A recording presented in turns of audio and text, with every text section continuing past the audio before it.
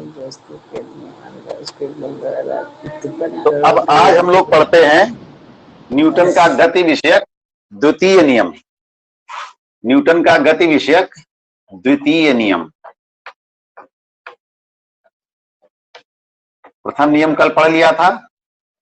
क्या था प्रथम नियम? यदि कोई वस्तु स्थिर है तो स्थिर ही रहेगी, गतिमान है तो गतिमान ही रहेगी, जब तक कि उस पर कोई बाहरी बल ना लगाया जाए। ये था न्यूटन का प्रथम नियम। अब दूसरा नियम क्या है? दूसरा नियम को पढ़ने से पहले हम एक दूसरी चीज, पहले एक और राशि के बारे में जानकारी करते हैं। वो राशि है संवेग। उस राशि को हम कहते हैं संवेग। तो पहले इसको समझ लेते हैं कि संवेग क्या होता है। इसको अंग्रेजी में कहते हैं मोमेंटम। मोमेंटम, संवेग क्या होता है? देखो, अगर हम तुमको एक छोटे से कंकड़ से ऐसे धीरे से फेंक के मार दें तो क्या होगा? तुम्हें कुछ चोट लगेगी बहुत ज्यादा? नहीं सर, नहीं लगेगी। कोई विशेष फर्क नहीं पड़ेगा, हल्का फुल्का लगेगा, ज्यादा कोई अंतर नहीं आएगा ना।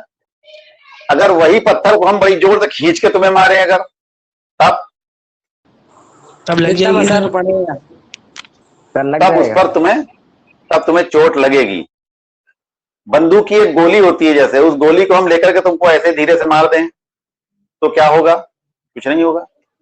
नहीं होगा ना। लेकिन उसी गोली को अगर हम बंदूक से चलाएं तब क्या होगा?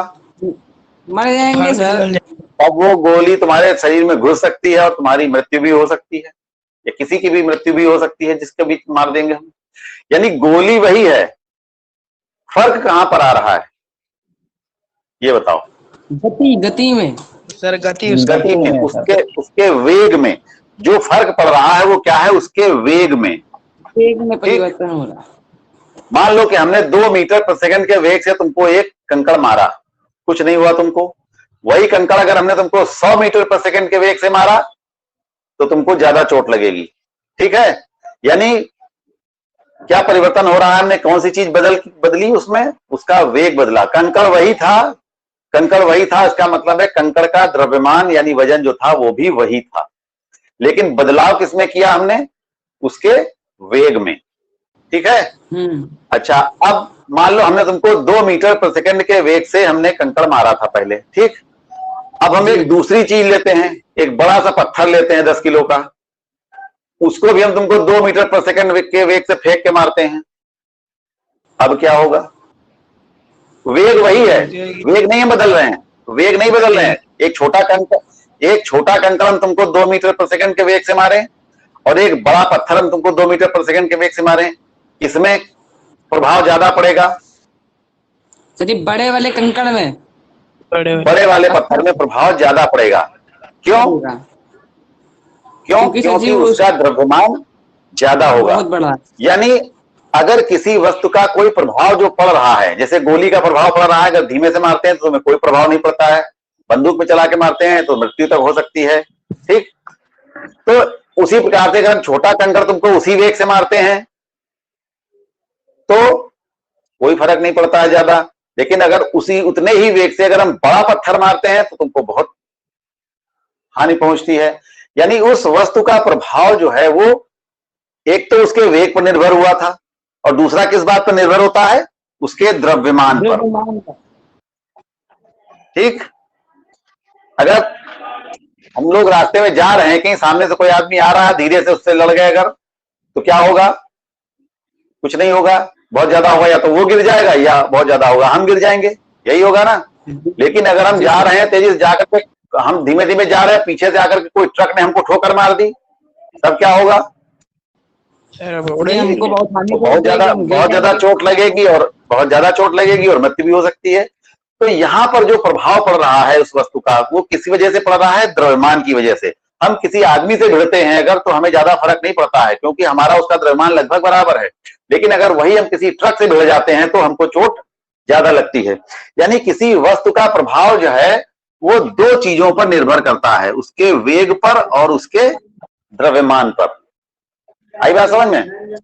किसी वस्तु का जो प्रभाव पड़ रहा है हम पर, वो किन किन बातों पर निर्भर करता है? उस वस्तु के वेग पर निर्भर करता है और उसके द्रव्यमान पर निर्भर करता है। या हम यूं कहें कि दोनों पर निर्भर करता है। अगर किसी वस्तु का द्रव्यमान 5 किलोग्राम है, ठीक, और उसका वेग 2 मीटर पर सेकंड है, तो इसको हम गुणा करेंगे तो कितना आएगा? 10।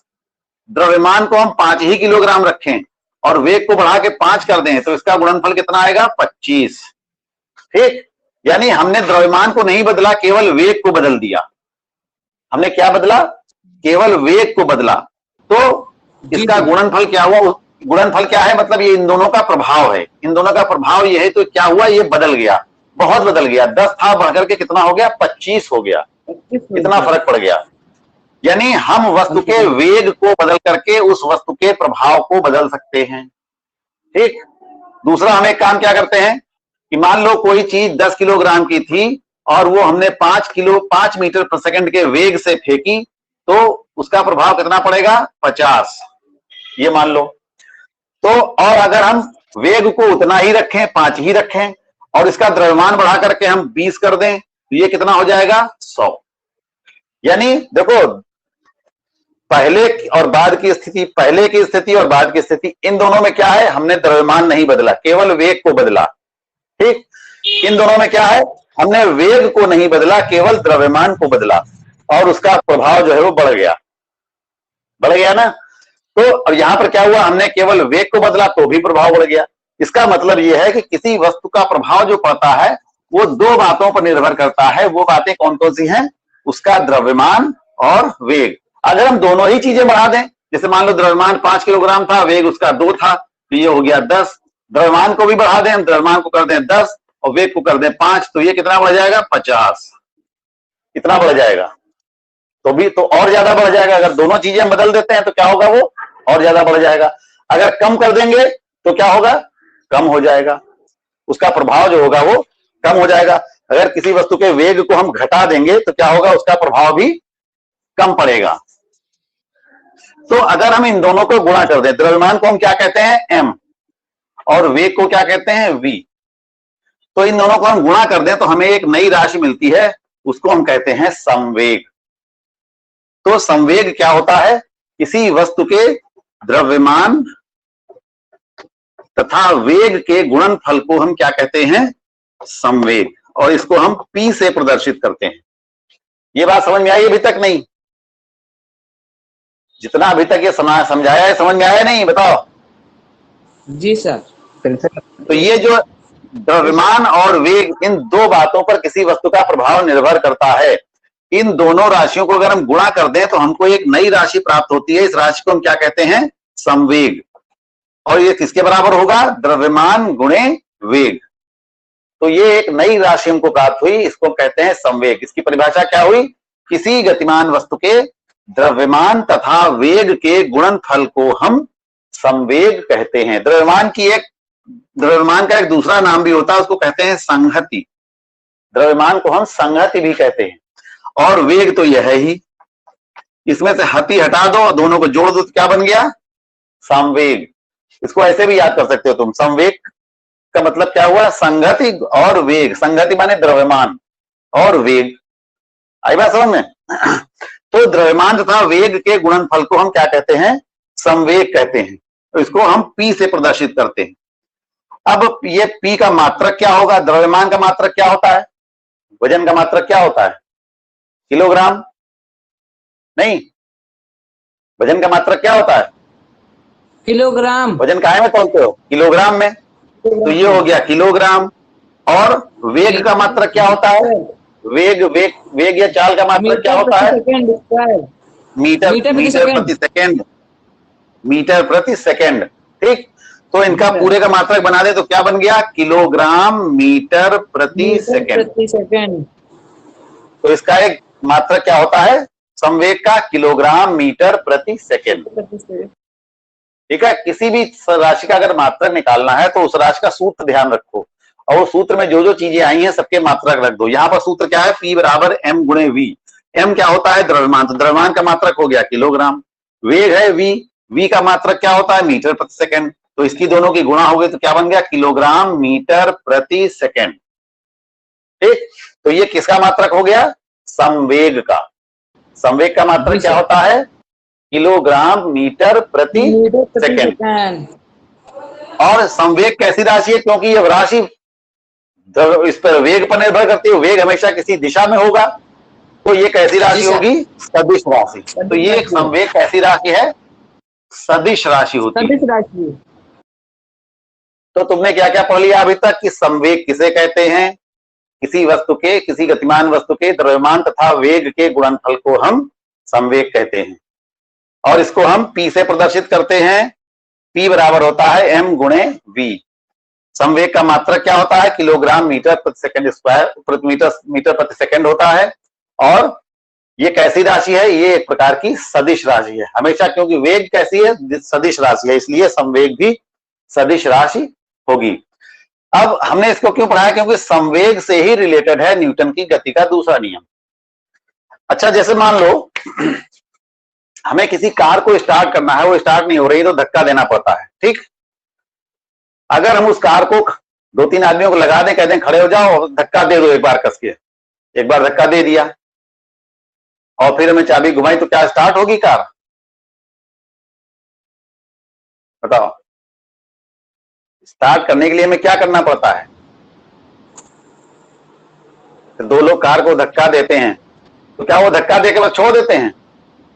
नहीं सर। कभी तुमने देखा ऐसा करते हुए लोगों को? सर जो भी धक्का देता है वो थोड़ी दूर तक उसको धकेलता जाता है, थोड़ी दूर तक। जब गाड़ी में थोड़ी गति आ जाती है तब वो गाड़ी स्टार्ट होती है। तुम धक्का दे रहे हो तो क्या कर रहे हो? बल लगा रहे हो, ठीक। तो बल लगाने से क्या हो रहा है? उस वस्तु में गति उत्पन्न हो रही है। उस कार का कुछ द्रव्यमान भी होगा ना? Yes sir. उस कार का कुछ द्रव्यमान भी होगा, और जब उसमें गति उत्पन्न हो जाएगी तो उसके द्रव्यमान और वेग का गुणनफल यानी जो संवेग होगा वो बढ़ जाएगा। उसका जब संवेग होगा वो बढ़ जाएगा। तो जब संवेग बढ़ जाएगा तभी वो गाड़ी स्टार्ट हो पाएगी। जब उसका संवेग बढ़ जाएगा तभी वो गाड़ी स्टार्ट हो पाएगी। तो यानी इसका मतलब क्या हुआ कि जो संवेग है वो कैसे बढ़ेगा? बल लगाने पर। अगर लगातार हमको बल गाड़ी को लगाने पर। स्टार्ट करना है तो हम उसका संवेग कैसे बढ़ाएंगे? बल लगा करके, क्योंकि बल लगा करके हम उसके वेग में परिवर्तन करेंगे। अब यहां पर देखो,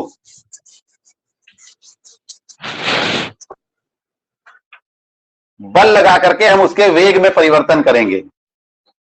P बराबर होता है m गुणे V। V अभी मान लो कुछ है, मान लो 5 है, या गाड़ी रुकी हुई है तो 0 है, ठीक। अब हमने बल लगाया तो उसका वेग बढ़ के हो गया मान लो 5।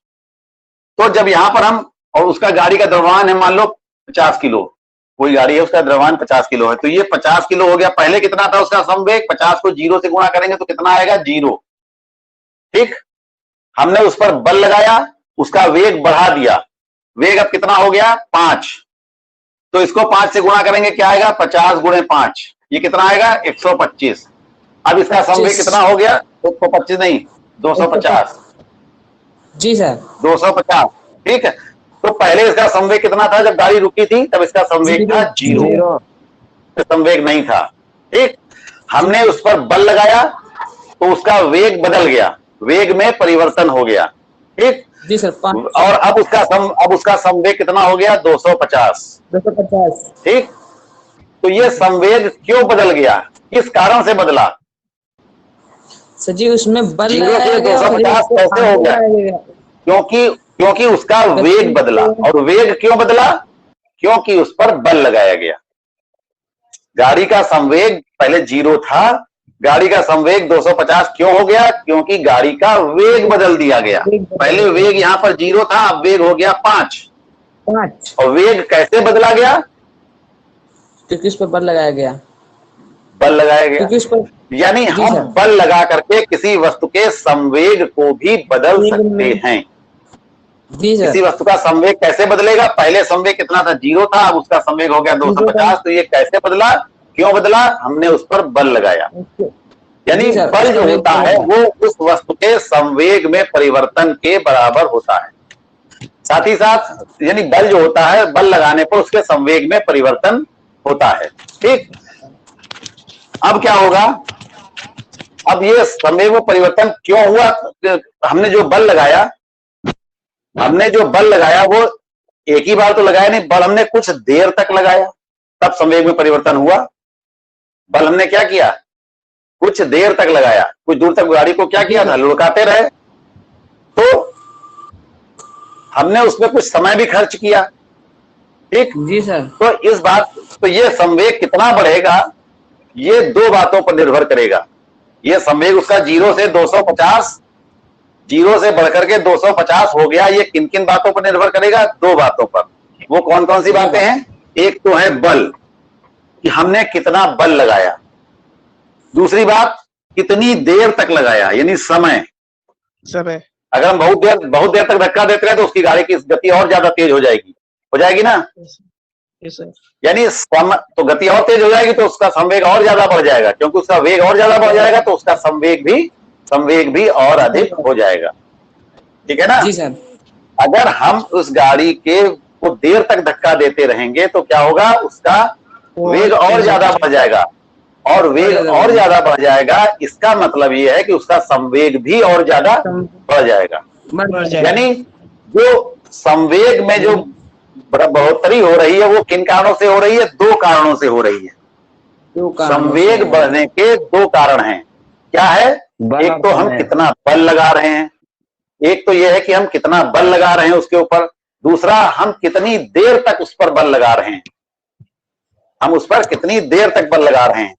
तो अगर हम संवेग को अगर हम समय से भाग कर दें तो ये किसके बराबर होगा? बल के बराबर होगा। यानी संवेग में परिवर्तन कितना हो रहा है, संवेग में परिवर्तन कितना हो रहा है, ये कहलाएगा उसका बल।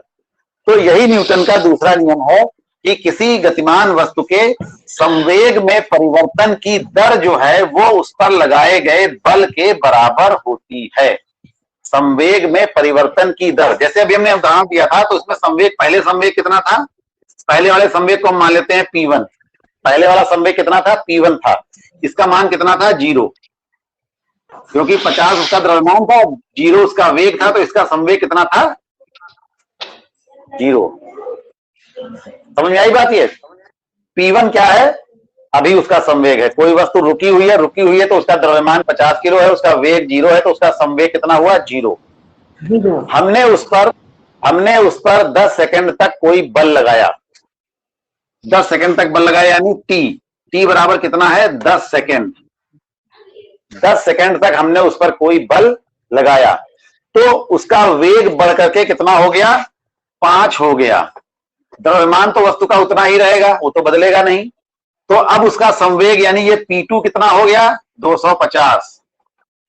ठीक, अब उसका संवेग कितना हो गया? 250। ध्यान से सुनना, पहले उसका संवेग कितना था? 0। अब उसका संवेग हो गया 250। समय कितना लगा? 10 सेकंड। तो अगर तो संवेग में परिवर्तन कितना हुआ, तो हम क्या करेंगे? 250 में से हम क्या करेंगे? 0 घटाएंगे और 10 से उसको समय से भाग कर देंगे, यानी ये बराबर आ जाएगा 250 बटे 10, ये बराबर आ जाएगा 25। तो ये 25 क्या होगा? ये उस वस्तु पर लगाया गया बल होगा, ये 25 न्यूटन। 25 न्यूटन क्या होगा? उस वस्तु पर लगाया गया बल। और ये 25 आया कहां से? संवेग को हमने समय से गुणा भाग किया।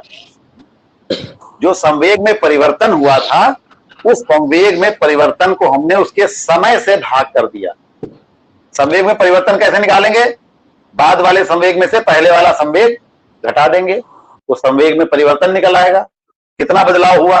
पहले कितना था? 0 था, अब कितना हो गया? 250 हो गया। तो अब संवेग में परिवर्तन कितना आया? 250। 250 को हमने उसके समय से भाग कर दिया, तो ये आया। तो ये किसके बराबर होगा? उस वस्तु पर लगाए गए बल के बराबर होगा। ये 250 बटे 10 क्या चीज है? संवेग में परिवर्तन की दर है, क्योंकि हमने संवेग में परिवर्तन को उसके लगे समय से भाग कर दिया है। तो इसका मतलब ये हो गया कि ये जो संवेग में परिवर्तन था वो कितना था? 10 सेकंड में संवेग में परिवर्तन हुआ था 250 का। भाई ये 0 से 250 होने में कितना समय लगा था? 10 सेकंड। उसके संवेग को 0 से बढ़कर के 250 होने में कितना समय लगा था? 10 सेकंड। यानी हाँ, यानी 10 सेकंड में संवेग में परिवर्तन कितना होता है? 250। तो 1 सेकंड में कितना होगा? 1 सेकंड में होगा 250/10। तो ये क्या कहलाएगी? 1 सेकंड में हुआ परिवर्तन। ये क्या है? 1 सेकंड में हुआ परिवर्तन। तो जब कोई काम 1 सेकंड में होता है तो उसको हम कहते हैं उसकी दर। जी सर। उसको हम क्या कहते हैं? उसकी दर। तुम जैसे बाजार में कपड़ा खरीदने जाते हो तो कपड़ा के रेट पूछते हो तो क्या बताता है? 2 रुपए मीटर, मतलब 2 रुपए का 1 मीटर।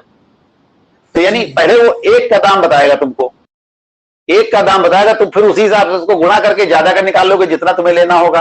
तो वही तरह यहां पर भी जो संवेग में परिवर्तन हुआ है वो 1 सेकंड में कितना हुआ है, 1 सेकंड में निकालने के लिए हम क्या करेंगे? उसको हम उसके समय से भाग कर देंगे। तो ये कहलाएगी संवेग में परिवर्तन की दर।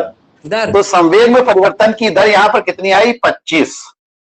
यानी 25 का जो परिवर्तन आता है वो कितनी देर में आता है? 1 सेकंड में आता है। तो ये किसके बराबर होगा? ये उस वस्तु पर लगाए गए बल के बराबर होगा। यानी तुमने उस पर बल कितना लगाया होगा?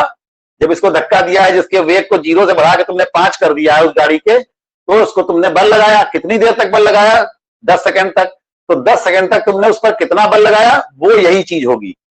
क्या चीज होगी? जो संवेग में परिवर्तन आया होगा उसके। यानी हम जितना बल लगाएंगे उसी हिसाब से उसके संवेग में परिवर्तन होगा। तो उस संवेग में परिवर्तन की जो दर होती है, जो रेट होता है, वो प्रति सेकंड कितना संवेग में परिवर्तन हुआ, ये किसके बराबर होगा? उस पर लगाए गए बल के बराबर होगा। यानी ये जो संवेग में परिवर्तन आया 25 का 1 सेकंड में, 1 सेकंड में 25 का परिवर्तन आएगा, तो वो कितना, क्या चीज किसके बराबर होगा? वो बल के बराबर होगा। यानी संवेग में परिवर्तन की दर जो होती है वो उस वस्तु पर लगाए गए बल के बराबर होती है। यही न्यूटन का दूसरा नियम है। समझ में आई बात? तो न्यूटन का दूसरा नियम की परिभाषा क्या है? किसी गतिमान वस्तु पर,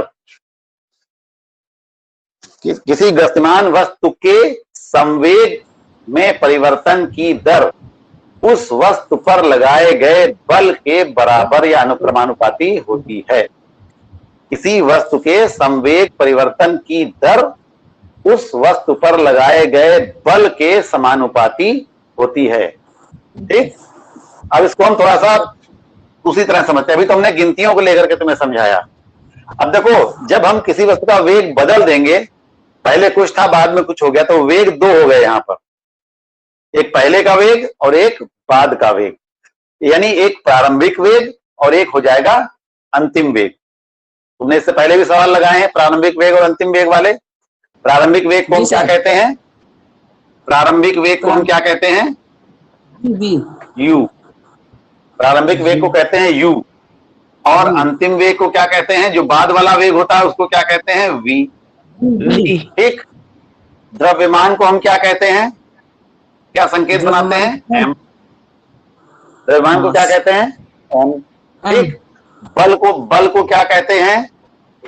F। समय को क्या कहते हैं? T। और त्वरण को क्या कहते हैं? A। तुम ये सब चीजें पिछले पाठ में पढ़ चुके हो।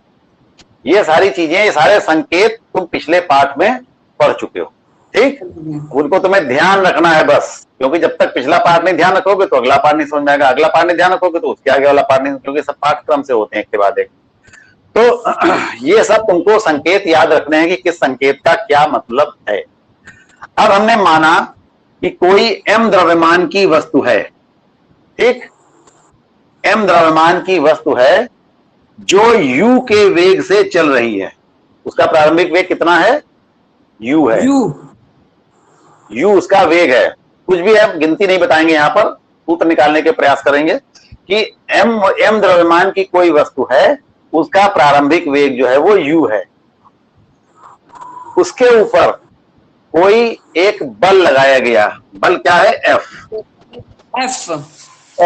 बल F लगाया गया, जिससे उसके वेग में परिवर्तन हो गया। जब बाद का वेग क्या हो गया? v हो गया। बाद का वेग क्या हो गया? v हो गया। उस वस्तु पर कोई बल F लगाने पर उसका वेग जो होता है वो v हो जाता है। ठीक, तो अब इसमें हम क्या करेंगे? तो हम पहले इसका संवेग निकालेंगे P1। तो इसका संवेग P1 बराबर क्या होगा? इसका संवेग P1 बराबर क्या होगा, द्रव्यमान गुणे वेग। संवेग क्या होता है, द्रव्यमान गुणे वेग। द्रव्यमान उसका कितना है, द्रव्यमान कितना है उसका v, m। द्रव्यमान कितना है उसका m, और वेग उसका कितना है प्रारंभ में u। द्रव्यमान गुणे वेग हुआ ना, संवेग का मतलब द्रव्यमान गुणे वेग, और वेग उसका प्रारंभ में कितना है u। तो उसका प्रारंभिक संवेग यानी P1 कितना हुआ mu। P1 बराबर हो गया, P1 बराबर mu हो गया। ये क्या चीज हुई, प्रारंभिक संवेग, यानी इतने पर तो वो चल रही थी, अभी कुछ किया नहीं गया, इतने पर तो वो चल रही थी। अब उस पर एक बल लगाया गया जिससे कि उसका वेग बदल के हो गया v। तो अब उसका संवेग कितना हो गया, यानी ये P2 बराबर हो जाएगा, वस्तु वही है तो द्रव्यमान वही रहेगा, गुणे अब उसका वेग बदल के हो गया है v। अब उसका वेग बदल के क्या हो गया है, v हो गया है। तो अब इसका संवेग क्या हो जाएगा, mv। अब इसका संवेग क्या हो गया, m गुणे v यानी mv हो गया। P2 क्या है, बाद वाला संवेग, ध्यान से सुनना, बोलना नहीं बीच में। P2 क्या है, बाद वाला संवेग है, और बाद वाला संवेग किस पर निर्भर करेगा, बाद वाले वेग पर। बाद वाला वेग यानी अंतिम वेग कितना है, v है, द्रव्यमान कितना है उसका m है, तो बाद वाला संवेग जो होगा वो m गुणे v यानी mv होगा।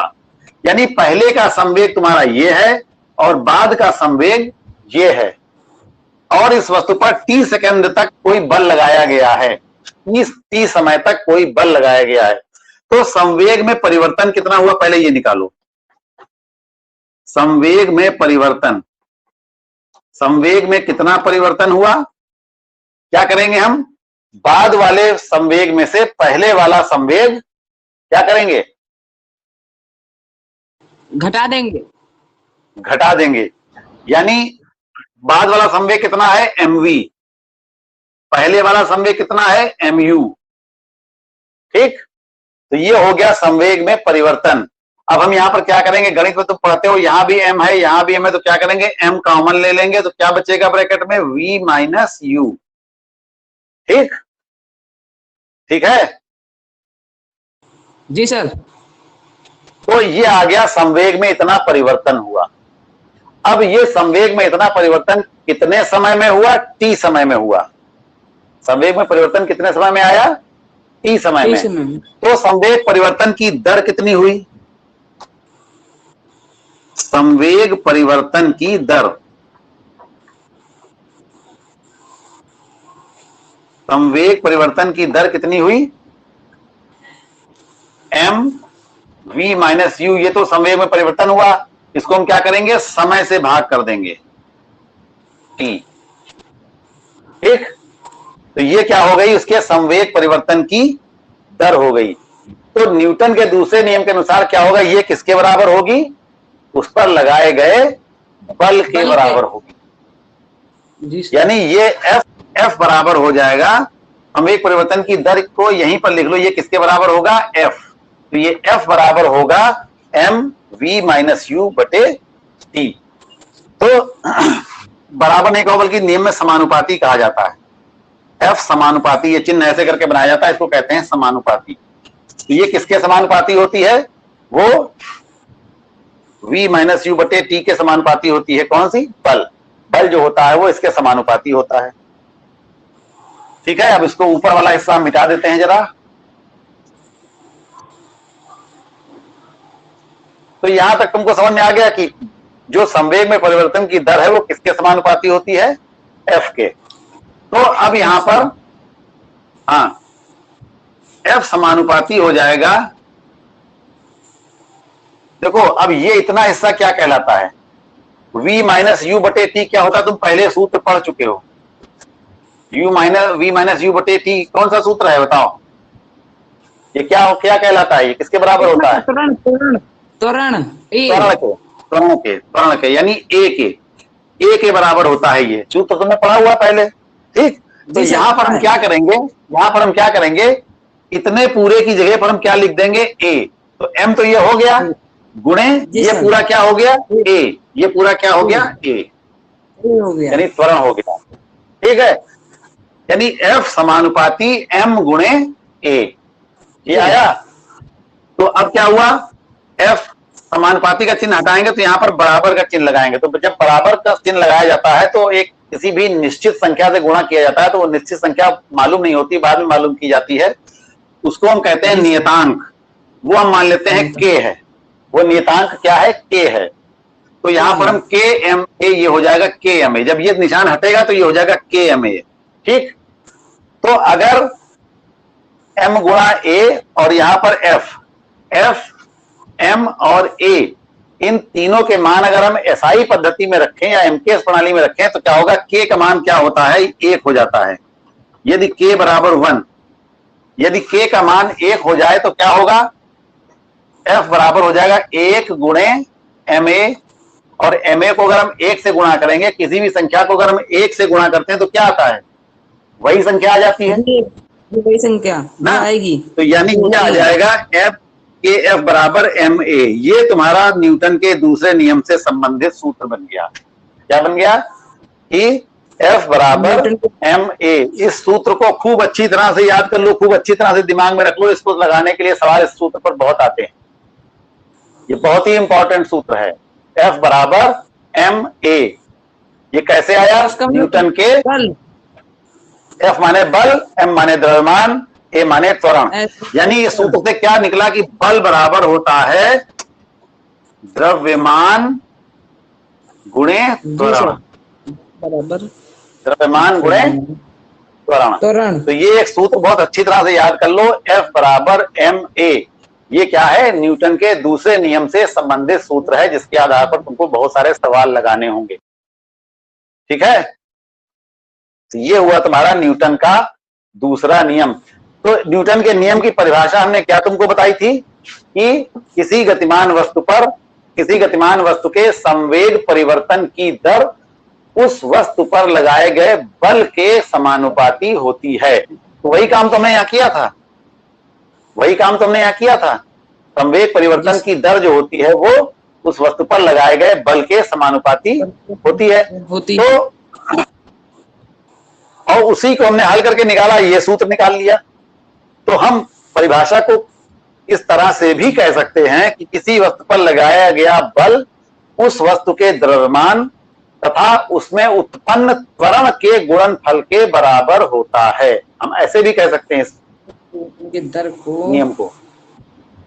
इस नियम को दो तरीके से कहा जाता है। एक तो ये कहा जाता है कि किसी गतिमान वस्तु के संवेग परिवर्तन की दर उस वस्तु पर लगाए गए बल के समानुपाती होती है।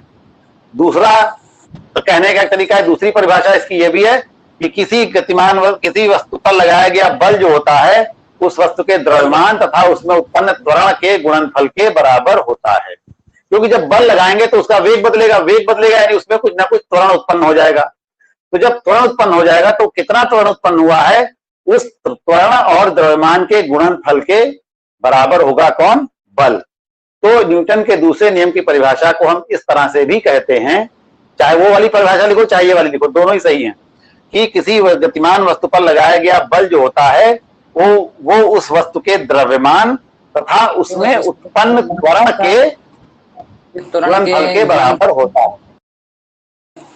किसी गतिमान वस्तु पर लगाया गया बल उस वस्तु के द्रव्यमान तथा उसमें उत्पन्न त्वरण, खाली त्वरण नहीं लिखेंगे, उसमें उत्पन्न त्वरण के गुणनफल के बराबर होता है। तो ये होता है न्यूटन का दूसरा नियम। ठीक है,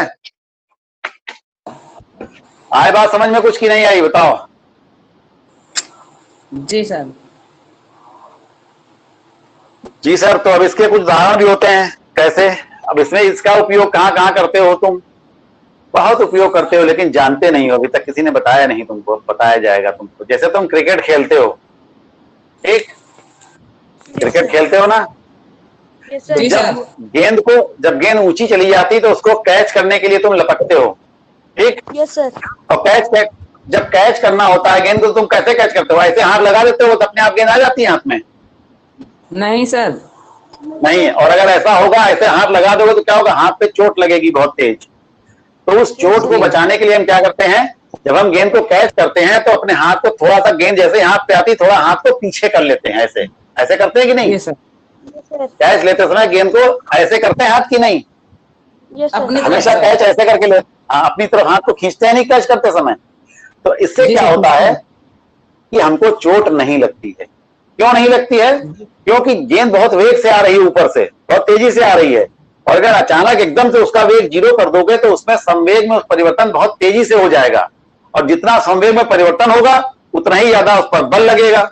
तो यानी जब तुम्हारे हाथ पर आकर के गिरेगी तो वो ज्यादा बल से गिरेगी, तो तुम्हारे हाथ को चोट लग सकती है। तुम्हारे हाथ पर गेंद के द्वारा तुम्हारे हाथ पर लगने वाला जो बल होगा वो बहुत ज्यादा हो जाएगा, क्योंकि उसका संवेग बहुत ज्यादा होगा, ऊपर से आ रही है, संवेग बहुत ज्यादा है। अचानक एकदम से जीरो हो जाएगा तुम्हारे हाथ पर रुक करके, तो उसका संवेग में परिवर्तन बहुत तेजी से होगा, एकदम से जीरो हो जाएगा। तो वो संवेग में परिवर्तन की दर जो होगी वो बल, वही बल होता है, तो वो बल जो होगा तुम्हारे हाथ पर बहुत ज्यादा लगेगा, जिसकी वजह से तुमको चोट लगने की संभावना होगी। तो जब तुम क्या करोगे, हाथ को धीरे से आगे लाओगे, तो क्या होगा, तुमने उसके वेग को थोड़ा कम किया, उसको हाथ पे रोक करके धीरे से उसके वेग को घटाया, तब तुमने उसको कैच किया। तो जब तुम वेग को धीरे धीरे घटाओगे तो उसके संवेग में परिवर्तन भी धीरे धीरे होगा, और धीरे धीरे होने के कारण ही जो तुम्हारे हाथ पर बल लगेगा वो कम लगेगा, तो तुमको चोट नहीं लगेगी, तुमको चोट नहीं लगेगी। नहीं लगेगी। ठीक, इसलिए हम जी गेंद सर। को कैच करते समय क्या करते हैं, हाथ को पीछे खींचते हैं पीछे लगते हैं। थोड़ा सा, अपनी तरफ। जिससे कि हमारे हाथ में चोट ना लगे। ना लगे। ठीक, एक तो ये उदाहरण हो गया। दूसरा उदाहरण क्या है, जैसे मान लो तुमको ऊपर छत से कहीं 10 फीट से 15 फीट से कूदना है, नीचे कूदना है तुमको, तो तुम सीधे जमीन पे कूद जाओगे? नहीं सर। तुम एक मंजिल से, तुमको मान लो अपने मकान की पहली मंजिल से तुम्हें नीचे कूदना है, तो अगर कोई पीछे शेर पड़ा है, कोई चोर डाकू लगा है, तब तो तुम झोंके में कूद जाओगे, चोट खाओगे, लेकिन भागोगे निकल के, तुमको भागना है उस समय, वो तो बात अलग की है। तो उस समय तुमको चोट अपनी नहीं देखनी, तुमको अपनी जान बचानी है। लेकिन अगर तुमको कूदना है तो तुम क्या करोगे, नीचे पहले या तो कोई मुलायम गद्दा डाल दोगे या जाल बिछा लोगे, कुछ करोगे, होता है कि नहीं? जी सर। Yes sir. जी। तो हम गद्दा क्यों बिछाते हैं या जाल क्यों लगाते हैं?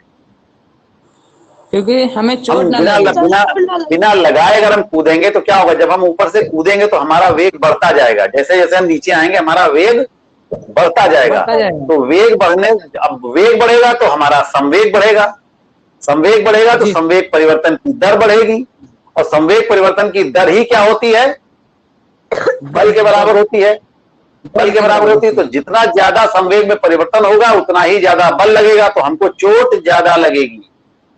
लेकिन जब हम किसी गद्दे पर गिरेंगे, किसी मोटे गद्दे पर गिरेंगे, तो क्या होगा, गद्दा तो स्पंजी होगा, वो धीरे धीरे करके नीचे दबेगा, कुछ वो एकदम से तो नहीं रुक जाएगा। जैसे तुम जमीन पे आओगे, पट्ट से गिरोगे एकदम से एक जगह एक झटके में, तो तुमको चोट ज्यादा लगेगी। लेकिन गद्दे पर गिरोगे तो चोट कम लगेगी या कम नहीं लगेगी? नहीं कम लगेगी, या हो सकता है गद्दा ज्यादा मोटा होगा तो बिल्कुल नहीं लगेगी।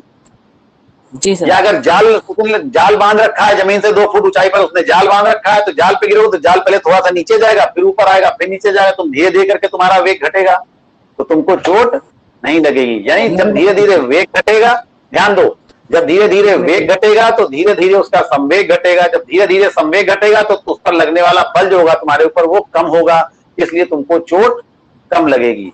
तो ये कुछ उदाहरण है जो जहां पर हम न्यूटन के द्वितीय नियम का इस्तेमाल कर करके अपने आप को पहुंचने वाली हानि से बचाते हैं, या अपने को लगने वाली चोटों से बचा लेते हैं इस तरीके से। तो यहाँ पर इन जगहों पर हम न्यूटन के द्वितीय नियम का इस्तेमाल करते हैं। ठीक है, ये बात समझ में आया सब कुछ? चलो ठीक है, आज इतना ही। अब न्यूटन का तीसरा नियम फिर मंडे को। ठीक है, जी sir. Okay, bye bye bye. Sir.